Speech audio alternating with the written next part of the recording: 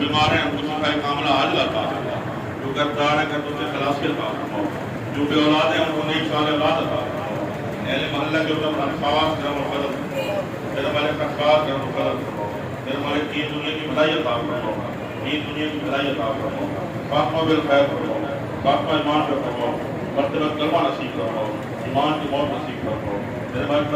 مرنے سے پہلے میرے مالک سب سے محبت کے جلوے نصیب فرما، بیت اللہ شریف کی بات اور حاضری نصیب فرما، یا الہ العالمین ہم سب مل کے بیٹھے ہیں میرے مالک مرحوم کی دعا کے لیے میرے مالک ان کے درجات بلند فرماؤ، میرے مالک ان کے درجات بلند فرماؤ، جنت الفردوس میں اعلیٰ مقام عطا فرماؤ، ان کے والدین کو بھی جنت الفردوس میں اعلیٰ مقام عطا فرماؤ، میرے مالک ہم سب کا بھی خاتمہ بالخیر فرماؤ، خاتمہ ایمان میں فرماؤ، مرتبہ کلمہ نصیب فرماؤ، دین دنیا کی بھلائی عطا وہ بھی عطا فرمائے، جو کوئی نہیں مان سکے اپنے خاص کرم و فضل سے عطا فرمائے۔ سبحان ربک رب العزت عما تقبل منا انك انت السميع العليم وتب علينا انك انت التواب الرحيم صلى الله تعالى جدي ساحل لنا اشكارنا في خمسة نقسم بها حر الوباء الحاطمة المصطفى والمرتضى وابناهما والخاتمة الہی توسع کری مشکلات پہلے محمد علیہ السلام